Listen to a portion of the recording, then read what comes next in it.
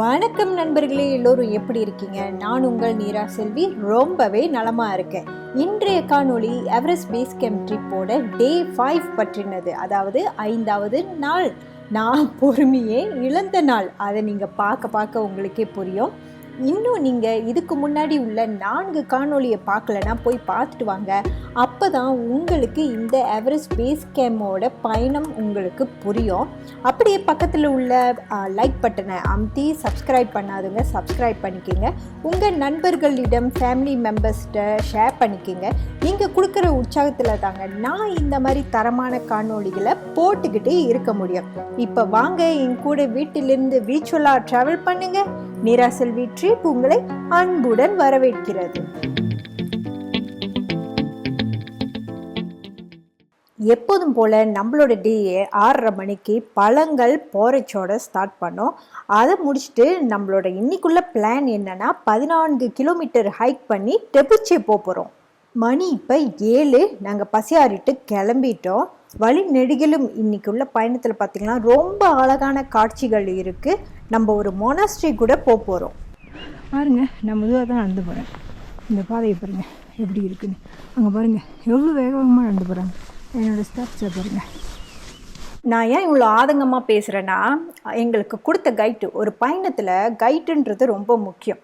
நான் ஏற்கனவே solo traveller, ஒரு கைட்டு ஒரு பாட்டை கேட்டிருந்தேன். அதே மாதிரி தான் சுமனை கேட்டிருந்தாங்க. அதுக்குண்டான பணத்தை எல்லாத்தையும் வாங்கிட்டாங்க. ஆனால் எங்கள் 2 பேர்த்தையும் அனுப்புகிறப்ப ஒரே டேட்டில் போட்டுட்டு ஒரு கைட்டு ஒரு பாட்டர்னு செஞ்சிட்டாங்க. ஆனால் நீங்கள் பார்த்தீங்கன்னா, நான் முன்னுக்கு போயிடுறேன்ல, சுமன் பின்னாடி மெதுவாக வருவார், நிறையா ஸ்டாப் எடுத்துகிட்டு வருவார். ஆனால் எங்களுக்குள்ளார ஒரு நல்ல அண்டர்ஸ்டாண்டிங் இருந்ததுனால நான் சொல்லிவிட்டு, ஓகே பரவாயில்ல, கைட்டு உங்கள் கூடயே வரட்டும், எனக்கு இந்த மாதிரி போய் நிறையா பழக்கம், நான் மெதுவாக முன்னுக்கு போயிட்டே இருக்கிறேன்னு. எங்கள் 2 பேர்த்துக்குள்ளார என்ன டிஃப்ரென்ஸ்னால், நான் ஸ்டாப் போடாமல் மெதுவாக போயிட்டுருப்பேன். சுமன் அங்கங்கே கொஞ்சம் ஸ்டாப் போட்டு மெதுவாக வருவார். அவங்களுக்கு எப்படி போகணுமோ அப்படி தான் போகணும். நம்ம யாரையும் ஃபோர்ஸ் பண்ண முடியாது. ஆனால் இந்த கைட்டு எப்போ பார்த்தாலும் என்ன பண்ணுவார்னா, என்னை ஏசிக்கிட்டே இருப்பார், கண்ட்ரோல் பண்ணிக்கிட்டு இருப்பார். அப்போ நானும் பொறுமையாக இருந்துக்கிட்டே இருந்தேன்னா, இன்றைக்கி சத்தம் போட்டுட்டோன்னு தான் அவர் பேசாமல் இருந்தார். ஏன்னா எப்போ பார்த்தாலும் எங்களை பேச விட்றதில்ல, ரொம்ப மட்டம் தட்டுறது.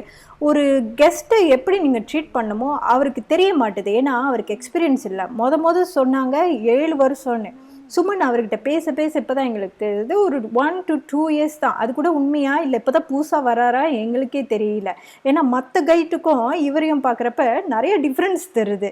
ஏன்னா நான் ரொம்ப அப்சர்வ் பண்ணுவேன் பயணத்தில்.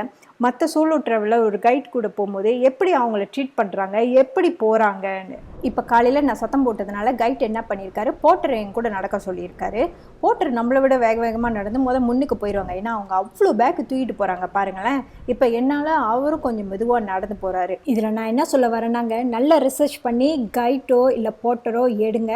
அது ரொம்ப பயணத்துக்கு முக்கியம். சாலி ட்ரெக்கிங் நீங்கள் குரூப்பாக போனால் எடுங்க. ஏன்னா ரொம்ப ஃபேமஸான கம்பெனி. குரூப்பாக போகிறவங்கள நல்லா பார்த்துக்கிறாங்க, டாப் நாச். ஆனால் இவங்களோட வீக்னஸ் என்னென்னா, சோலுவாக போகிற எங்களுக்கு எக்ஸ்பீரியன்ஸ் இல்லாத கைட்டை கொடுக்குறாங்க. கைட்டுக்கும் எப்படி நடந்துக்கணும், எப்படி எங்களை பார்த்துக்கணும்னு தெரில.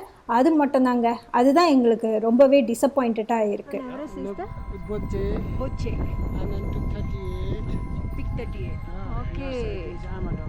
Oh, nice.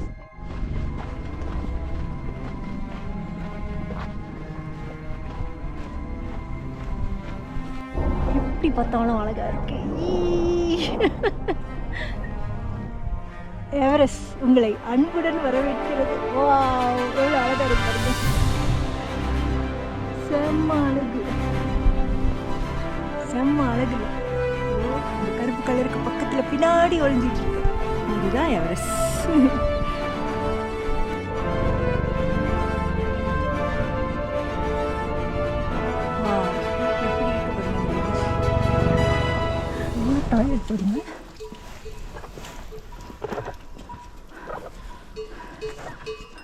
இந்த மாதிரி ஒன்று நம்மளும் வாங்கி கழுத்தில் போட்டுட்டு போனால் ஈஸியாக இருக்கும்ல.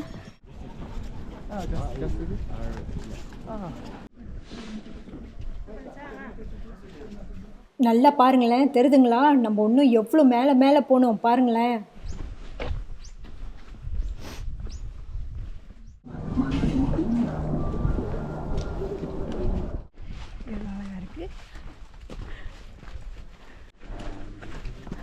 நம்ம வந்து கோக்கியோ போல் வெயிட் டு கோக்கியோ போகிறதா இருந்தால் இப்படி போகணும்.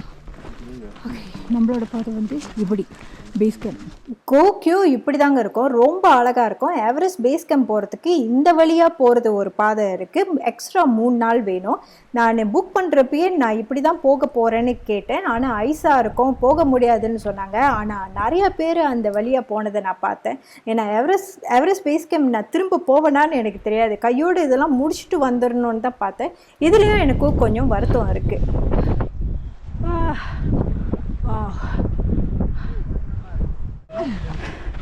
எவரெஸ்ட் பேஸ் கேம்ப்லேருந்து வருது போல்.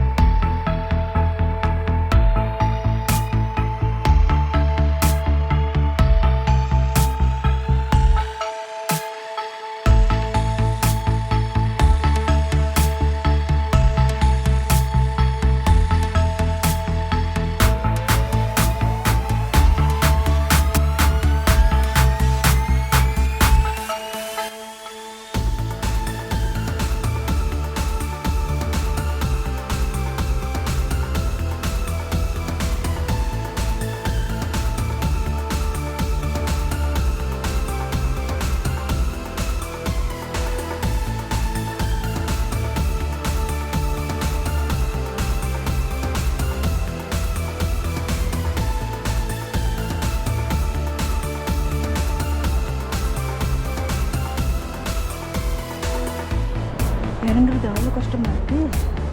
எனக்கு கால் விரல் எல்லாம் வலிக்க ஆரம்பிச்சிருச்சு.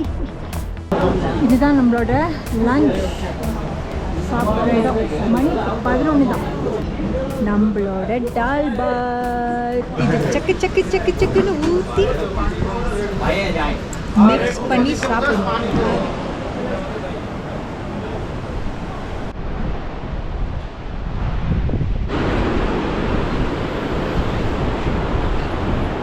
அடுத்து நானும் போட்டுறோம் பிரிட்ஜை க்ராஸ் பண்ணி வந்துட்டோன்னே இந்த செக் பாயிண்டில் வெயிட் பண்ணிக்கிட்டு இருக்கோம். ஏன்னா இதுதான் எங்களோட அடுத்த செக் பாயிண்ட்டு. சுமனும் கைட்டும் வந்துட்டோன்னே எப்போதும் போல் டாக்குமெண்ட்லாம் காட்டிட்டு நாங்கள் ஒன்றா உள்ளுக்கு போயிடுவோம்.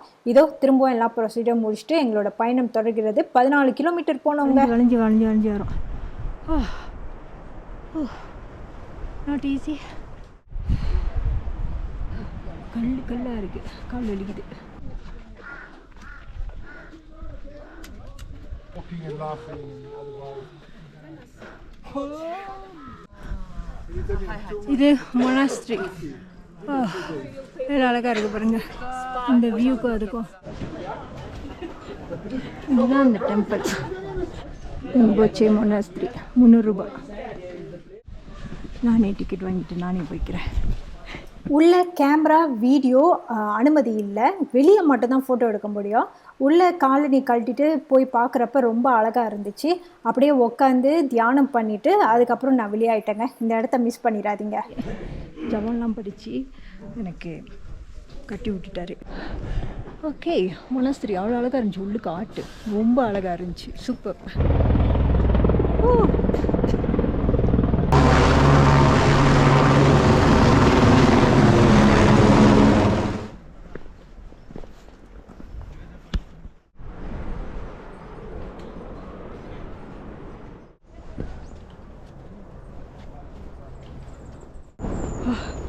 முட்டி வலிக்குதுடா சாமி.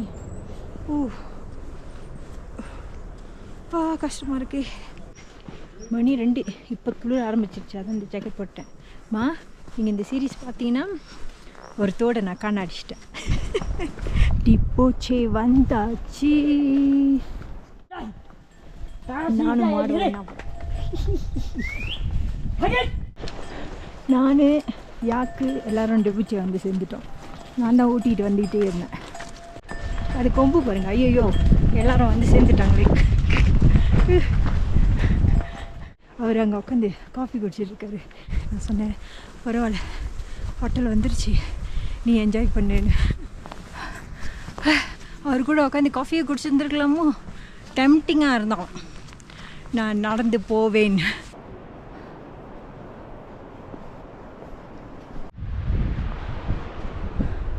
எவ்வளோ அழகாக இருக்கு பாருங்க. Hotel good luck. மணி 3, 14 கிலோமீட்ரு முடிச்சாச்சு. அவங்க ஒன்றும் வரல, நானும் போட்டுறோம் தான். ஆக்சுவலி இந்த டீ ஹவுஸ் இல்லை, பின்னாடி இருக்கான். நாங்கள் உள்ளுக்கு தப்பாக போந்துட்டோம். இப்போ திரும்பவும் வெளியாகிட்டு கரெக்டான டீ ஹவுஸ் போகிறோம். ரைட். ஸோ நாங்கள் ஷார்ட்கட்டில் வந்து இப்போ போயிட்டுருக்கோம். செம்ம சட்டை, அடா பாவீங்களா, இவ்வளோ மேலே நாங்கள் ஏறி வந்துட்டோம்.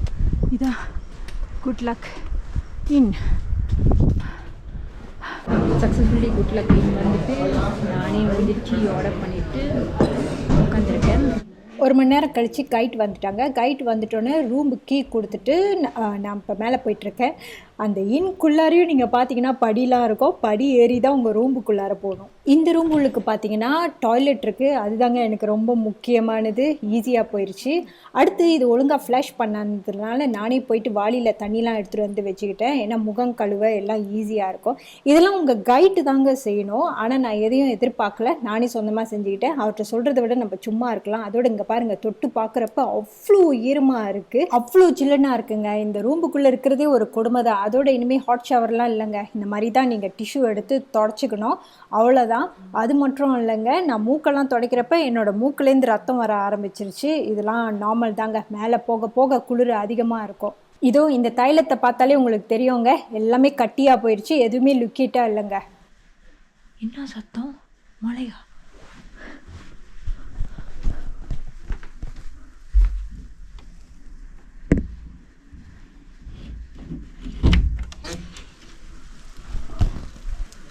ஆமா,